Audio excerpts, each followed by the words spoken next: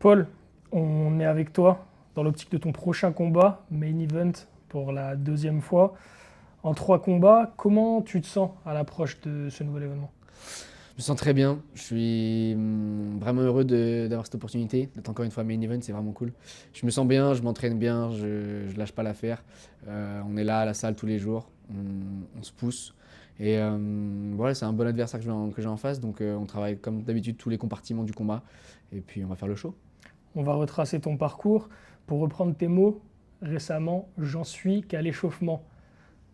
Dans Ouais, combien de temps complètement. on passe à l'étape suivante et Je sais pas, une carrière c'est assez long quand même. Et moi je suis à mes débuts, je vais faire mon troisième combat professionnel. Donc dans ma carrière professionnelle, j'en suis clairement au début. J'espère aller pouvoir aller jusqu'à au moins 35 ans dans la MMA. Et peut-être, je sais pas, 20, 30 combats professionnels ce serait top. Donc 3 combats, c'est vraiment les débuts. Je sais pas quand est-ce qu'on passera à l'étape supérieure. Peut-être quand j'aurai déjà eu une première ceinture. Et après, c'est trop lent pour essayer d'avoir une vision. Mais déjà quand j'aurai une ceinture, ce sera une nouvelle étape. c'est donc ça, l'étape supérieure, la ceinture à Ouais, je Hexagone. pense, complètement. Une ceinture hexagone, ce serait vraiment magnifique. En combien de combats tu te voyais arriver? Combien de combats il te reste même à faire chez Hexagone? Il me reste 3 combats avec celui qui arrive. Donc après, ce sera entre les managers, entre les discussions avec les présidents pour voir si je mérite la ceinture ou pas. Peut-être pas le prochain combat, du moins c'est pas ce que tu évoques. Est-ce qu'il y a quelque chose que tu aimerais faire de particulier ou un adversaire que tu ciblerais lors de ces 3 combats? Il y a un adversaire en effet que je ciblerais bien. Je pense que les gens aimeraient bien voir ce combat. C'est un combat contre Anzor. Ce sera un bon combat qui était à l'AEC, là, qui a signé à l'Hexagone, qui ferait une belle guerre. Et ce serait vraiment un bon combat. Je pense vraiment que je pourrais l'éteindre. Donc là, je vais m'occuper d'abord de mon adversaire Santos le 9 janvier. Et en plus, après ça, on discutera avec les présidents et les managers pour organiser ce combat dans l'année 2026. Ça serait beau. C'est quelque chose qui t'importe vraiment, ça fait longtemps qu'on en parle de cette opposition. Ouais. Lui-même se disait, pensait fortement être en mesure de t'éteindre. Visiblement, ton opinion est différente. Oui, bah bien sûr, bah, tu demandes à 2 combattants qui vont s'affronter, les deux ils vont dire qu'ils vont éteindre l'autre. Après, on verra qui a bossé le plus sérieusement, qui sera le plus apte à endurer la pression, qui. Ouais, on verra ça le jour où ça se fera. Mais moi, je veux pas lâcher ce combat parce que le début a eu lieu sur les terrains de foot et c'est une histoire que pas mal de gens ont suivi, donc ça serait bien de la terminer. Alors parlant de ces histoires sur les terrains de foot, aujourd'hui main event, dans le passé tout seul sur des terrains de foot avec une petite foule mais un peu hostile, c'est plus difficile de combattre là-bas ou c'est plus difficile de combattre au milieu d'un zénith? Moi, je trouve dans tous les cas, combattre c'est difficile. Que ce soit tout seul, que tu y ailles tout seul, que. Pour moi, j'ai une chance extraordinaire d'être bien entouré et quand je fais un mini-event, je suis entouré de mes coachs et de mon manager. Donc je suis pas tout seul, mais dans ma tête, je suis tout seul. C'est-à-dire que dans la cage, après, je vais être tout seul face à un autre homme. Donc ça change pas grand-chose pour moi. Il y a des dangers, il y a des risques et il y a une pression. Il faut performer. Donc sur un terrain de foot ou dans la cage en main event, il n'y a pas tellement de différence. Main event, faut performer comme tu le dis. Beaucoup sont dubitatifs par rapport à cette position que tu as. Toi, tu dis avoir conscience aussi que c'est lié à ta force médiatique et à tes abonnés, mais quelque part, tu es allé le chercher tout ça. Oui, complètement, mais de toute façon, les gens, déjà même là au niveau où est BSD, ils sont encore dubitatifs de son niveau. Ça reste un combattant extraordinaire, mais en fait, tant que t'es pas le pound for pound number one of the world, les gens ils sont toujours dubitatifs. Donc voilà, tu fais ton bout de chemin, tu donnes le meilleur de toi-même, tu vas chercher les performances, tu fais ce que tu peux, tu t'arraches, et les gens sont toujours dubitatifs, oui, parce qu'il y aura toujours des nouveaux challenges. Donc voilà. Toi, tu as commencé ça très très jeune et on dit souvent qu'on est gênant jusqu'à ce qu'on arrive. Ouais, ouais, complètement. Les génies jusqu'à ce qu'on devienne génie, entre guillemets. Ouais. Ça, c'est une phrase qui me parle pas mal. C'est une idée de personnes qui créent des concepts un peu nouveaux. Tu vois, comme moi j'ai en tête la Mister Beast ou je sais qu'il a créé un truc où il fait des vidéos à plusieurs centaines de millions, mais au début il faisait des vidéos, il donnait de l'argent un peu au SDF et ça. C'était vu en mode, t'es bizarre, pourquoi tu fais ça? Et au final, le mec, il a créé un empire. Mais ça part souvent de situations comme ça, où au début, tu crées un nouveau concept, quelque chose d'un peu décalé, et avec une certaine abnégation, un plan, une stratégie, au final, ça s'avère être du génie. On sait que tu es quelqu'un qui a une vision à long terme, qui pense qu'une carrière, ça se construit étape par Bien étape, sûr. mais j'ai l'impression que tu vois ça de façon globalisée, c'est-à-dire que ta carrière, c'est pas seulement le combat, en fait, c'est tout ce que tu peux incarner. C'est quoi ta perception de cette évolution? C'est une très bonne question. Bah, en fait, Si je pouvais faire que des sports de combat, que du MMA, que m'entraîner, je le ferais. Mais aujourd'hui, le MMA, c'est vraiment un business et beaucoup de combattants ne le comprennent pas. Faut donner envie aux gens de regarder les combats, faut créer une rivalité, créer un engouement, créer quelque chose qui va forcer les gens à se poser sur leur canapé et allumer la télé et payer RMC ou n'importe quel autre site qui va diffuser le combat. Et donc, faut avoir quelque chose, un critère démarquant, démarquant, ouais, qui permet voilà, de se démarquer des autres et de se dire, ah, putain, lui, ce combattant, il a un truc en plus, il a un truc que j'ai envie de voir. On va voir ce qu'il vaut face à des chiens enragés. Et chacun sa manière de le faire, j'ai envie de te Bien dire. sûr, évidemment. Il y en Mais a, en tout cas, essayer de trouver quelque chose qui va permettre de te démarquer.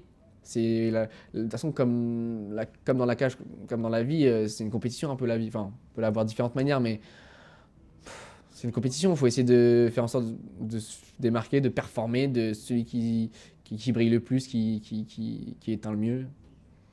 comme j'avais envie de te dire, chacun sa façon de le faire. Et il y en a qui vont le mener à bien dans la cage, il y en a qui vont le mener à bien en dehors de la cage. Mais comme tu le disais, la réalité, c'est que quoi qu'il arrive, une fois que ça se referme, il faut délivrer. Évidemment. Ah oui, ça c'est indispensable. S'il n'y a pas les performances qui suivent, ça sert à rien. Tout le reste à côté. Il faut Donc, d'abord performer, d'abord s'entraîner, d'abord performer tout simplement dans la cage et là combattre et faire le taf. Et ensuite développer peut-être la communication ou un critère qui va faire la différence pour sortir du lot. donc main event ou pas main event, il faut aller les finir, les adversaires. Exactement. Et il n'y a pas le choix, ouais, complètement.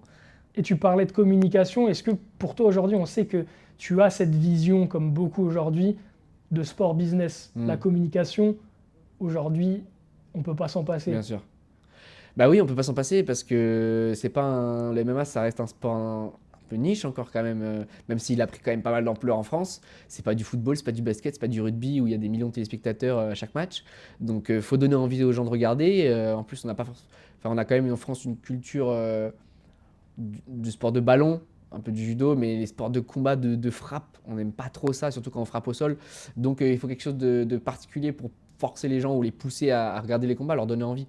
Donc ouais, la communication, c'est indispensable. Et même ce travail d'image, voilà, essayer de modifier un peu cette image, voilà, tout le monde a l'image des MMA très violent et très, très agressif, ce qui n'est pas faux, c'est la vérité, mais on peut changer un peu cette image et donner une image plus propre et plus classe.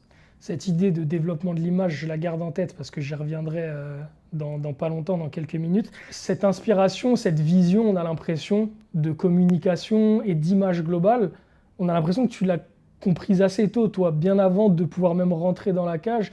Quand est-ce que tu as compris tout ça? Est-ce que tu aurais pu être le Paul Dena combattant qu'on connaît aujourd'hui sans avoir toute cette activité sur les réseaux sociaux? Est-ce que tu aurais quand même voulu avoir cette carrière de combattant? Si quoi? Si. Est-ce que tu aurais voulu avoir cette carrière de combattant sans faire d'activité sur les réseaux sociaux?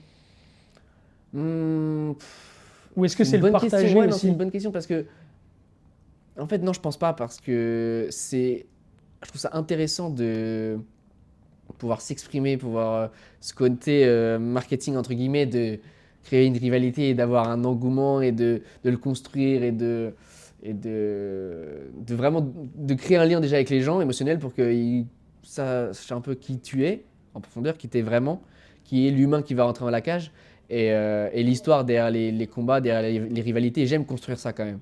Donc est-ce que j'aurais pu. Je pense que je ne l'aurais pas fait si j'avais pas été forcé.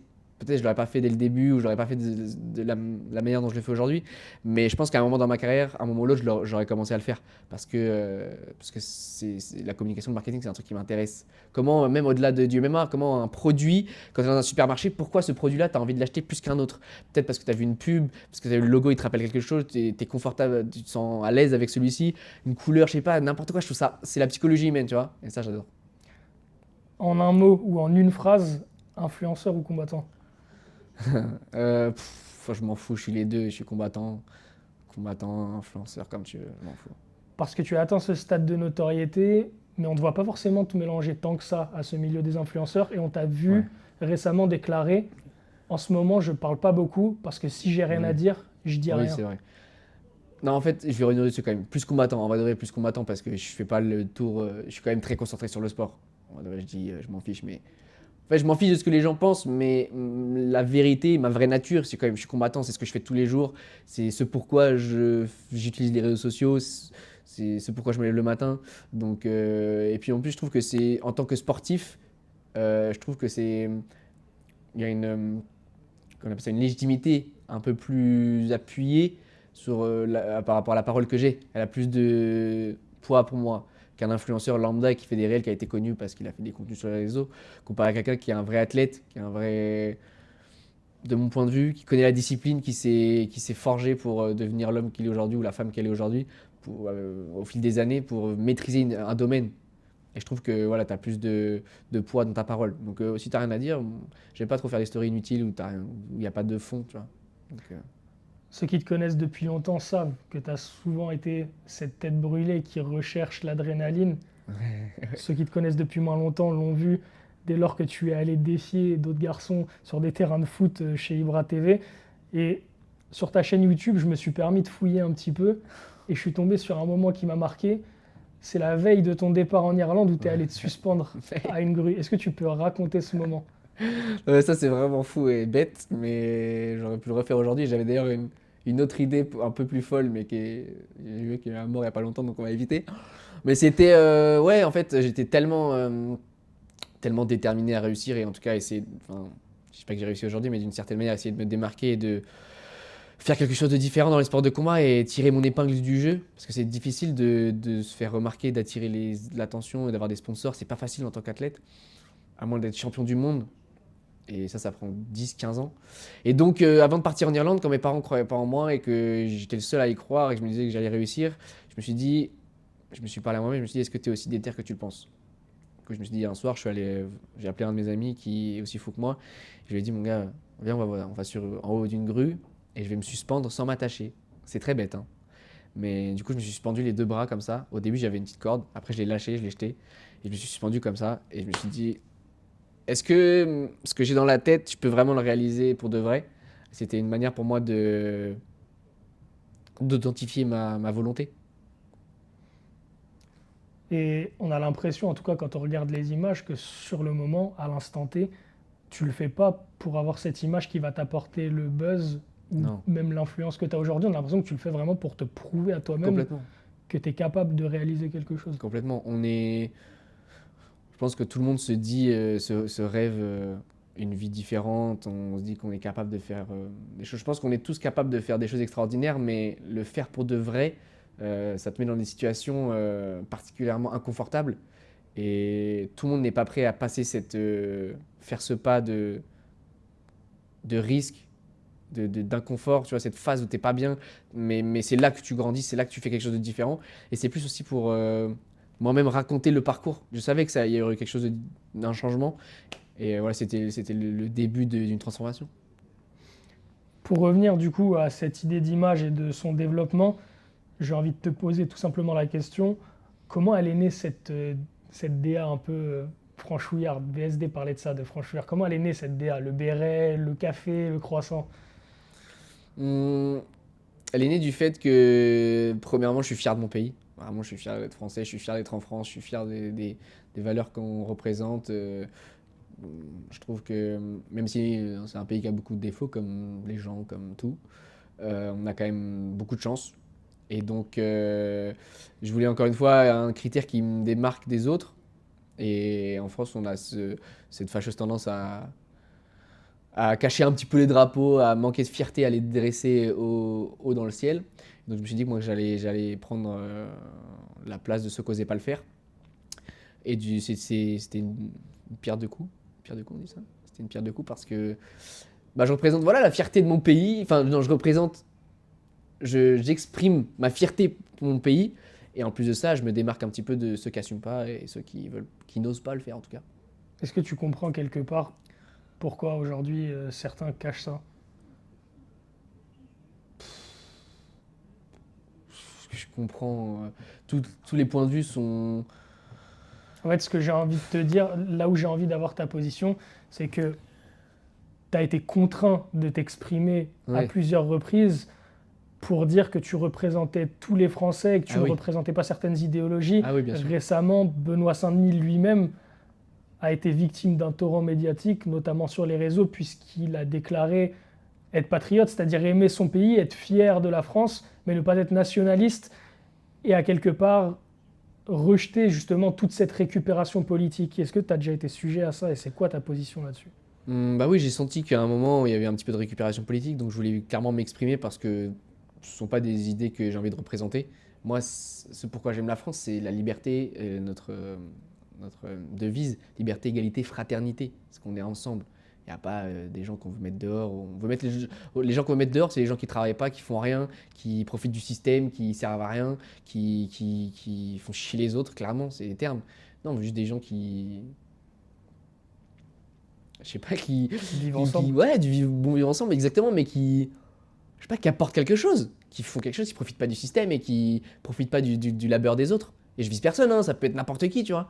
Mais mais moi, quand je parle, je vois au-delà de la couleur, évidemment. Enfin, moi, ça n'a pas de sens. Enfin, donc, évidemment, tous les Français, je représente les valeurs de mon pays, liberté, fraternité, liberté, égalité, fraternité. Moi, je m'entraîne tous les jours avec des gars de partout et je les aime.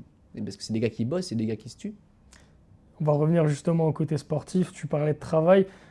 On t'a déjà vu frustré par le passé après une victoire par décision. Ouais.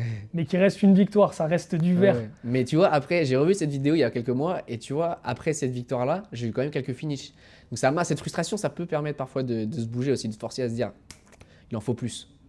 L'obsession, c'est un mot qui te traverse, c'est un mot. Ouais, ouais, complètement. on s- Bah ouais, ouais, l'obsession, c'est un des seuls mots que j'ai tatoué là, parce que pour moi, c'est... Dans la vie, la compétition, elle est rude quand même. Dans n'importe quel domaine, si tu veux sortir ton épingle du jeu ou faire la différence, il faut vraiment donner plus que les autres. Et donc, pour parvenir à ce niveau-là, il n'y a que l'obsession qui t'y amène. Tu regardes tous les grands, tous ceux qui créent quelque chose de différent. Tu es obligé dans une obsession mentale de penser qu'à ça, de dire comment je vais faire pour... Comment je vais faire? Je sais pas. Y croire déjà, ça va marcher. Et comment je vais faire? Je sais pas, mais continuer tous les jours à revenir à la charge, à l'entraînement ou n'importe quel domaine, journalisme ou tennisman, n'importe quoi, je vais revenir et réfléchir. Et c'est ça l'obsession mentale. D'y penser que ça.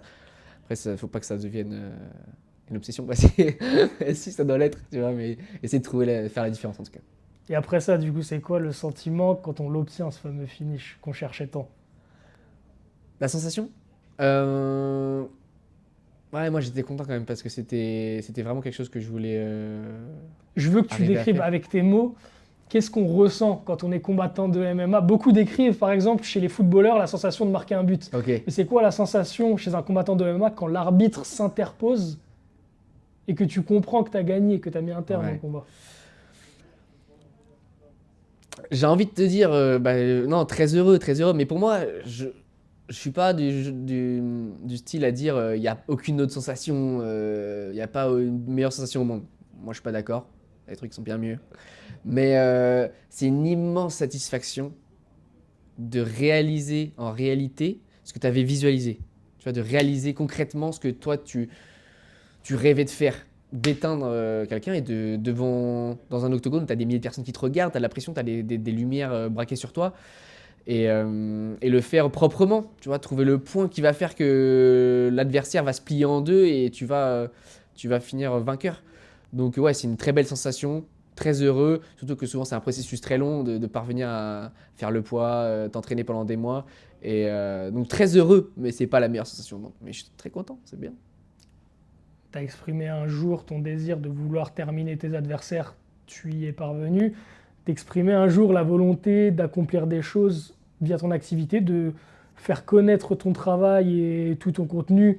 Aujourd'hui, on peut dire que tu y es plutôt bien arrivé, même Ça si va. tu vises plus haut. En tout Ouais, bien cas, sûr, ouais. aujourd'hui, tu y es quand même arrivé.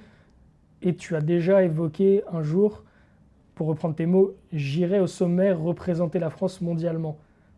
C'est quoi les objectifs de Paul Dénin? Si je restais réaliste, je te dirais à rentrer à l'UFC, mais on a tous ce côté un petit peu de. On l'a peut-être pas tous, mais je pense que ceux qui veulent vraiment réaliser des choses, on aime bien fantasmer, un peu rêver. Et je pense que c'est important d'être dans la désillusion. Je te dirais de combattre pour la ceinture des moins de 61 kilos à l'UFC avec le drapeau français. Évidemment, c'est ça le rêve, enfin, le vrai rêve. Parfois, on se dit. Il y avait une phrase, j'entends souvent, enfin, pas souvent, mais qui me revient en tête. À quel point tu rêverais grand si tu savais que tu pourrais pas échouer? Est-ce que tu dirais, bah, j'entrerai à l'UFC? Non, si tu peux rêver vraiment grand, c'est quoi le sommet du MMA? C'est la ceinture UFC. Donc je dirais que c'est la ceinture UFC. Après, je vais donner le meilleur de moi-même et je suis vraiment, j'ai confiance en moi. On ne sait pas ce qui peut advenir et dans la cage, en tout cas, je donnerai toujours 100%. On verra, c'est trop loin pour moi pour l'instant. On te sait très très travailleur.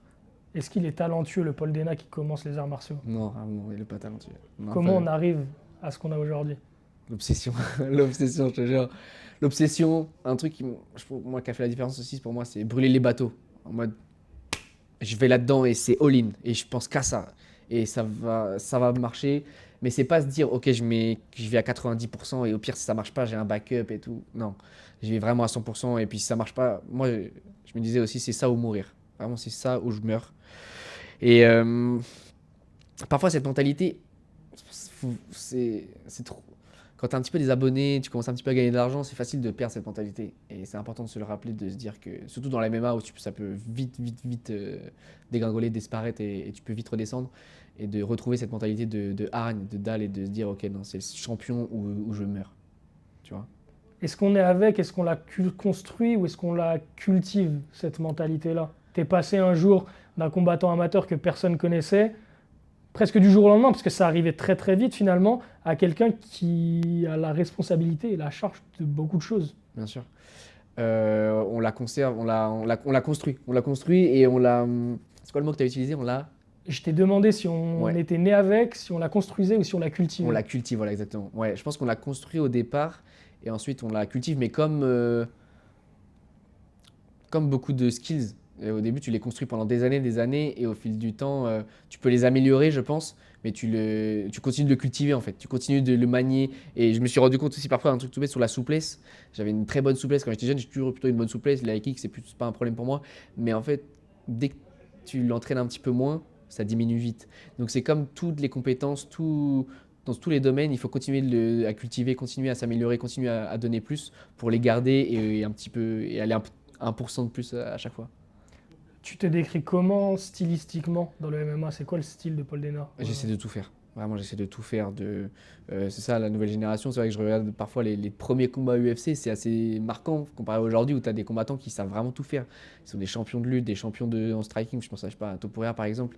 Après, peut-être certains ont des préférences, des domaines dans lesquels ils se sentent mieux. Mais moi, j'essaie vraiment de tout faire, de bien lutter, de bien soumettre, être bon au sol, des bonnes défenses, des bonnes percussions, bon kick, bon coup de genou, bon coup de coude.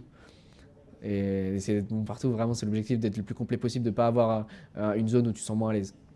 C'est qui tes inspirations à toi? Que ce soit des combattants que tu as pu regarder ou que ce soit des personnes que tu fréquentes ou avec qui tu t'entraînes? Je les trouve partout, mes inspirations. Je les trouve vraiment partout. Des gens qui croient en eux. Tu vois, Wally, après là, tout à l'heure sur le plateau, c'est mon inspiration, ce gars. Il croit en lui, même si aimer ou détester son trash talking, mais tu peux pas détester sa confiance en lui. Ça fait rêver tout le monde, tu vois, de croire en tes rêves, de, de croire en toi, tu vois, comme personne. Et ça, c'est une inspiration. Mais lui, comme d'autres gens que je pourrais croiser dans la rue qui croient en leur projet ou en leurs rêves, ou, voilà, ou des gens comme des champions de l'UFC, Oliveira, ou Topuria, ou Connor, ou voilà, des grands champions comme ça. Évidemment, l'inspiration, on peut la trouver dans pas mal d'endroits, ou des gens qui ont des maladies et qui espèrent se soigner, qui continuent de se battre. Tous ces gens-là m'inspirent énormément. C'est quoi le mindset avant ce combat? Quel Paul Dena on va voir? À quoi on peut s'attendre? Par le passé, on t'a vu venir quelque part avec la fin de prouver que tu étais supérieur là où on te voyait perdre. Là, on te voit plutôt gagnant, j'ai envie de dire. Ouais, mais je pense que c'est vraiment un piège. C'est vraiment un piège de cette mentalité-là où tu te dis, ah, c'est bon, j'arrive gagnant. C'est trop dangereux. Surtout que j'ai un adversaire qui est en striking n'est pas extraordinaire et c'est le genre d'adversaire où il fait un peu n'importe quoi en pied-point. Donc ça peut arriver de tous les côtés, il faut être ultra vigilant. Et donc non, on va voir un Paul arriver, on va voir arriver un Paul déterminé et toujours sur le qui-vive et qui va jamais sous-estimer ses adversaires. Ça, c'est essentiel. Une nouvelle étape, des nouvelles sensations, des nouveaux skills aussi qui ont été engrangés, qui ont été travaillés à Ouais, l'entraînement. on les verra peut-être pas là tout de suite, mais c'est au fil, peut-être pas un combat après l'autre, je sais pas, mais je pense que tous les deux trois combats, on peut voir des grosses différences. Après, j'essaie de vraiment d'améliorer le plus possible pour que on voit que je sois vraiment. Je pense que c'est surtout mon dernier combat, j'ai fait des grosses améliorations, j'ai été patient, précis, J'ai attendu le bon moment et au moment où j'ai vu l'ouverture, j'ai fini et j'espère voir le même Paul le 9 janvier. Le 9 janvier, Paul Dénard en main event de l'Hexagone MMA au Ouais. Zénith de Paris. Merci Paul. Magnifique, merci beaucoup.